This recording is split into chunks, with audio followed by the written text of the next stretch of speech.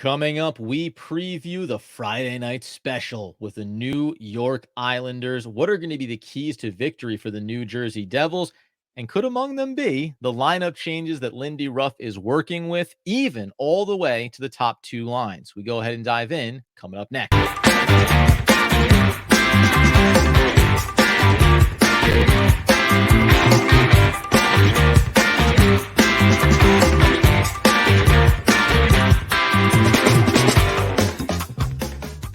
Yes, sir. It's DPL, the Devil's Puck Luck podcast, where we are your host. Over here, Adam Armbrecht. Over there, Danny McDonough, diving in on what is going to be not only an update around some changes to the Devils lineups, as we always expect Lindy Ruff to do, but obviously the keys to victory against those New York Islanders on Friday night, which, Danny, by the way, will be a watch party opportunity for everybody. We're going to be doing this live through the Hockey Podcast Network. Details to come over the next couple of days, but be ready to join us over on YouTube, giving you the live play-by-play and mostly high level, right? Watching this and reacting, frankly, Dan, as fans. Yeah, I mean, you're going to see the intensity, I guess, that I bring a little bit with the fandom, kind of different. Go ahead. I have a concern about that. I have like a little bit of like overexposure to how Danny can get when it comes to watching these games. But I think the reality is that a lot of fans are going to identify with the way Dan is when he's watching these games. And then if you're thinking that you have a difficulty sometimes keeping yourself cool, calm, and collective, you'll look to me because I tend to bring a little bit of temperament around that. So we'll highlight that, as I said, leading up to Friday night. So be tuned in for that. But when we focus in on the New Jersey Devils, we talked about this on our last episode, and I was disappointed in myself. Because when we were saying about Timo Meier getting benched and everyone said all the right things afterwards, and he got right back out there, one of the first guys on the ice at practice. But we said, okay, maybe there are going to be some adjustments here to the second and third lines. Right. And in the back of my head, I just thought, yeah, but remember the Jesper, Bratt, Jack Hughes, Tyler Tofolli, that wasn't what we thought was going to be at the start of the season. Now we actually could see where Jack comes down to the second line with Timo and Nico gets elevated up. What are your thoughts about that adjustment potentially coming from Lindy? Yeah, again, the 1A, 1B. We see how Jack, Jesper, and Tyler Tofolli, how they've been playing. They've been dominant. But you're not going to win a lot of NHL games with one dominant line, right? You're going to win games, but obviously you need at least three lines rolling. So, I like it. I think it's great to actually put Jack on a line with Timo to try and get him going. I love, again, like you said, I love that he was out there first, for practice. Mm-hmm. He knows what's going on. This guy's he's a veteran around the league. He knows exactly what's happening. Lindy talked to him. He said Lindy talked to him, and he said, listen, I got to deliver. It's really what it comes down to. We have expectations. I'm not carrying them through right now, and I got to deliver, and I hope the fans know that we're going to deliver. So, I liked how he approached everything, Timo, and I think that Jack is going to help jumpstart him. Yeah, the other part of this that I thought made a lot of sense too is when we talk about obviously the dynamic combination of Jesper, Bratt, and Jack Hughes, ton of speed, right? I think you mentioned it there about pulling Jack down with Timo. Well, that still gives you that speed element on both of your top lines, as opposed to even if you brought, say you're going to bring Timo up or Jesper down, right? Or maybe adjust Tofolli, but you don't want to mess with something new that's working. So Tofolli with Jack or Tofolli with Jesper, something there has to be consistent. So I'll be interested to see if Lindy does one of two things. Would you prefer, before we talk some of these matchup specifics, would you prefer to see Lindy make the adjustment going into this game on Friday night, or are you comfortable with what he sometimes does, which is adjusting the lines shift by shift, period by period? I can, in moments, get pretty frustrated by that just because it feels like, and for me, it creates like a sense of confusion and disjointedness. We've seen when it's been effective, though, and it has sparked the team in certain games. I think the Islanders are a different beast in the sense, I think we're going to play a close game. Oh, hit the button. Hit the button. Come on, somebody hit it. Hit it. I think that it's going to be a close game. So I think that Lindy should stay with the lines that he has coming into the game just to see if there is that fluidity, that cohesiveness, moving him to Timo, that is, with Jack, to see if they can really develop something here. Something has to change. It's only been 3 games. We talk about it. We can't overreact, obviously, but there are going to be things that are going to change. And this is the way to see if Timo can get sparked. He needs to get sparked. He is an X factor for this team, and we need to have these top 2 lines rolling. So, and it goes back to his physicality as well. He's been just very soft on the puck, all around. He needs this change. I think it's be great for him, but we're doing this before Thursday's practice. Yeah. I'm curious to see if it's the same Tuesday practice lineup and the same Thursday practice lineup, with the lines the way they are going into Friday. So they still not it still might not be what we saw Tuesday's practice for the game Sure. Friday. He might switch something else around on Thursday to see what he's more comfortable with, speaking about Lindy. But, I'm confident that I think Jack is going to play with Timo, and I think the pieces around him might change a little bit. Well, yeah, if you wanted to set a new lineup for the sake of sample size going into this game, as you said, we'll see Thursday practices and follow us on social if there's updates that come out. What would you like to see? Would you just do the drop down of Jack and say, okay, let's flip Jack and Nico and let this run to start this game? Or would you be willing to look at Tofolli or look at a Jesper Bratt and really shuffle these up there between the first and second line specifically, knowing that I mean, listen, if we can get to the third and fourth lines too here, it like everything top to bottom after these 3 games suddenly has gone into very much a state of flux. Yeah, I want to see Jack, I want to see Mercer, and I want to see Timo on a line. I want to see how Okay, that right. line really works together. I think you and I talked about this before the episode. Jack was struggling on faceoffs, and I think you might see Mercer jump in for some faceoffs too if he struggles there as well. So I want to Mhm. see that line together. I want to see what they can do on Friday. I think that's a stacked line. I think that's the way to kind of break out the guys that have been hot offensively, and mix them up in lines 1 and 2. I think it's important to do. So for me, it's definitely Jack, Timo, and Mercer. I'd really like to see that line and see what they can do. All right. So, coming up here in a second, we will dive in on the conversation looking at the matchup with the Islanders. When we mention things like playing with strength and speed, who are the players that help produce that for them, regardless of the line combinations? And then, how about beating Sorokin? There are always going to be key factors to getting the puck past one of the best in the game. And we'll dive into that in just one moment. But first, let's remind you about our friends over at DraftKings because the NFL season is going strong, as you should know by now. DraftKings Sportsbook is hooking up new customers with an offer that's even stronger. Bet just $5 on any game this week, and you can score $200 instantly in bonus bets. And DraftKings isn't stopping there. All customers can also take advantage of a sweetener offer every single game day throughout October. Let's flip it over NHL style, though, here, Dan. If I'm sitting here and tomorrow, Thursday, you see the Predators taking on division rival New York Rangers, getting a goal and a half. You taking those points, Danny? Uh, in my heart or my head, no, I'm not touching that game.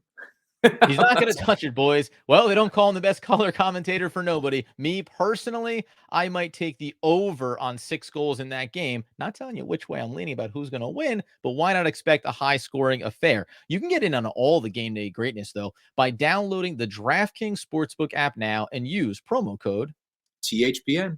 and new customers can score $200 instantly in bonus bets when you bet just $5 on the NFL. That's promo code THPN. only on DraftKings Sportsbook, an official sports betting partner of the NFL. The crown is yours. Gambling problem? Call 1-800-GAMBLER or visit www.1800gambler.net. In New York, call 877-8-HOPE-NY or text HOPE-NY to 467-369. In Connecticut, help is available for problem gambling. Call 888-789-7777 or visit ccpg.org. Please play responsibly on behalf of Boot Hills Casino and Resort. Licensed partner Golden Nugget Lake Charles. 21 plus age varies by jurisdiction. Void. Our friends to the north, Ontario. Bonus bets expire 168 hours after issuance. See sportsbook.draftkings.com/football terms for eligibility, deposit restrictions, terms, and responsible gambling resources.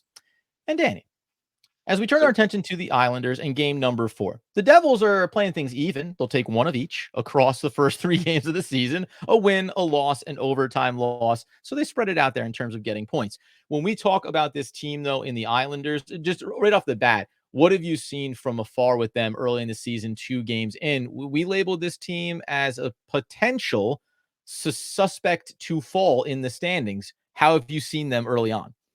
Exactly the way we thought we would. It's they're going to be a tight defensive team. Sorokin is Sorokin. He's in the top 5 discussion for NHL goaltenders, maybe even the top 3. So, it's they're a good team that is going to play very tight in the neutral zone, which the Devils have struggled with this year. You saw it against the Florida Panthers. We came out and we had a terrible first 2 periods. The Islanders are going to do the same thing. They're going to clog up the neutral zone with that 1-3-1, where you're going to see all those guys in the neutral zone. And it's really defensively about containing Matt Barzal, Mhm. Lee, and Engvall. We know that they're going to be the offensive guys that are really going to be the focus for that Islanders team. So It comes down to the physicality, being strong on the boards and winning those puck battles. We know the Devils through 3 games and in general are always going to be a team that sometimes struggles with their physicality. They'd like it to be that their speed and their offense dictates pace and terms to the opposition. However, through these first 3 games, you have Kevin Bahl, defenseman, 10 hits through the first 3 games. He's among the leaders in the league, and some teams have only played 2 games, but a lot of these guys have played 4 games already. He's still there within the top 20 in that category. Nate Bastian, offensive player, has provided some little bit of power there as well with 10 hits of his own. And then McLeod going deep down into the lines out of that center spot, 9 hits through the first 3 games. Across the spectrum, when you talk about neutralizing some of the strengths for the Islanders, do you want to see those hits? I know you want to see them everywhere, but I want to see some of these hits coming in the neutral zone. I want to see some of these breakups when you're trying to see those connecting passes that get you into the final zone. If you're the Islanders, this is where I want guys to step up and make plays. We know McLeod is doing the dirty work sometimes behind the goal of the opposition in that final third. Is Bahl the player you look at here and say, hey, why don't you go ahead and continue to build on this physicality and break up some of these easy access for the Islanders? Yeah, Ball's been doing it for the first 3 games. He's been stepping up on his own blue line into the neutral zone, and he's been taking players out. He's been very, very good with his checking. I'm really impressed with Bahl, and I think that he's replaced Graves perfectly. There was a big question mark of can Bahl be that physical guy, and he brings even more offense than Graves does. So Bahl is that guy. I also want to see Siegenthaler continue to be aggressive, and be physical because he can be. And Dougie Hamilton on his pairing is not going to be as physical. Obviously, he's a big dude, but he's not going to be what Siegenthaler and obviously what Bahl's going to be. Visually, Dougie does bother me at times because he is so big. And then when we're having our text back and forth during games, you're like, yeah, well, it's not going to be Dougie. But when I'm watching, I'm like, but it should be, shouldn't it? Like relative to the team, he should play more physically to whatever level, right? The whole team needs to play more physical. We were losing every single board battle in those slow starts, obviously. And we had our best period of hockey against the Panthers when we were down 4-0 in the third period. It was a great period, and we need to do that consistently. And it came down to winning the puck battles because we tired down our opposition. We need to continue to do that for 60 minutes, not for 20, not for 40, but for 60 solid minutes. And on the offensive side, if Timo is not going to flourish offensively right away, maybe he needs a little more time. And, a lot of fans, and we saw what he did, with the Sharks, for his first 9 games last year, he had 2 points, I believe it was, and he turned out to be a 40-goal scorer. So we all have to calm down a little bit. Timo's going to find his game. I would like to see him on the right wing side. That's a story for another day. But, he has to be physical as well on the offensive side because he is a guy that can throw his body around really well. We saw it in the playoffs against the Rangers last year, and he was a factor. He didn't score goals, but he was a factor in that playoff series, and it needs to be the same against a veteran team like the Islanders to loosen up some pucks on the board. And the Devils need to forecheck, man. You need to get into that offensive zone to win the battles in the Islander zone. Really good reminder there when it comes to Timo. As much as anything, the reason why he gets benched there, yes, he needs to create offensive opportunities, but you mentioned the physicality. That's such a big part of what he needs to be for this team. I think if Lindy Ruff, if you held him to a man, he would say, I'm more concerned that he's not playing physically, that he's not mixing things up in front of the net, that he's not getting against it on the boards there for this team. And also, yes, I know he needs to be taking shots, getting scoring opportunities, but you need that physicality there. The other note for me, when we talk about Bahl and these potential switch ups with pairings, we said this last episode, but I do want to see Luke Hughes coming out of his shell here on the offensive end of the ice. That speaks to the speed, right? This team, not only just come out with a sense of urgency for crying out loud, that'd be nice, but use the speed. Like, use what your greatest asset is. You have good puck handlers on this team. Some of them are great. I think Jack Hughes has played very well through these first 3 games of the season, but you got to unlock this. There's too much timid play, whether it's early in the games, on the power plays as well. There are too many instances when this team just looks like they are playing not to lose games or to not make mistakes rather than dictating tempo. We have not seen them for the better part of an entire game dictate terms to the opposition. This needs to happen on Friday night.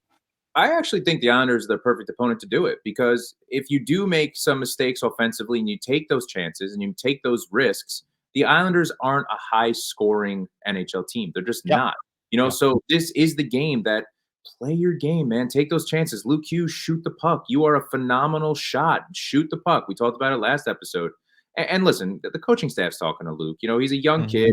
That power play probably stuck in his head, how he was just passing the puck back and forth, obviously, and he knows he needs to shoot there, and he's going to see it. But it goes for the entire team. Jesper Bratt, shoot. Look what happens when he shoots. Yes. He's got 3 goals. We see what he can do. Timo Meier, shoot the puck. Get that puck on your stick and shoot the puck. Get traffic in front of the net. Get some dirty goals. That's what we can do very well. We know we have the snipers. We know we have the offensive talent to score goals. But I want to see some of those really dirty goals in front of Sorokin. I think that's the key to beating the Islanders on Friday. Yeah, last notes for me out of this one. You mentioned the struggles of Jack Hughes in the faceoff circle. The Islanders, through just 2 games at this point, have a 65% win percentage inside the circle. So that the Devils, who have had some struggles there, need to make sure we know how critical that is no matter who you're playing against. And then likewise, they're perfect on the penalty kill. They are bad, though, however, on the power play opportunities, only scoring on 16% of theirs. The Devils, despite the fact that we haven't loved the way it's looked at times, they are still 5th best in the league right now at just 31%. The difference there is they've had a lot of opportunities in the first 3 games and a lot of chances where special teams could have changed the momentum. Unfortunately, it's been too little too late. So these are going to be, by the way, themes all season long. But winning the faceoff, controlling the puck, and executing when you have those opportunities, both offensively and defensively on special teams, those are going to be the keys here. Because guess what? Someone's going to take a penalty on Friday night. I guarantee you. It's going to happen. We're going to talk about it, but you need to be sound and make sure you kill those off. Closing thoughts for you, Danny? I'm really excited to see Nico, Jesper, and Tofolli together, too. I think that the fact that Nico's starting to win those faceoffs, we saw he was really bad in the first game. But now that he's starting to win those faceoffs and he's really getting more comfortable on the defensive side of the puck, too, for him, I think that you could see that he's been playing better on the defensive side of the puck. He's going to win faceoffs, and Jesper has the speed. Tyler's the playmaker. I think you could see another big game from Jesper Bratt as well. Guess what, fellas? Okay, guys, show us what you got. I need to see it. I need to see it on both ends of the ice. You got to get us over on YouTube. It's not just the podcast feed because you're missing visual elements now. You get us at NJ Devils PL over on Twitter, at Danny the Face, at Adam Armbrecht, everywhere else at Devils Puck Luck, which is going to be TikTok, going to be Snapchat, going to be Facebook, going to be Instagram. You find us over there. And Danny, I got to tell you, if the Devils don't come out against a quality opponent on Friday night, you'll start to hear me say the quote concern meter goes from 0 to 3%. And then we start to build from there as we work our way towards that 20 game sample size. Until next time, though, guys, let's skate hard. Let's get the dub.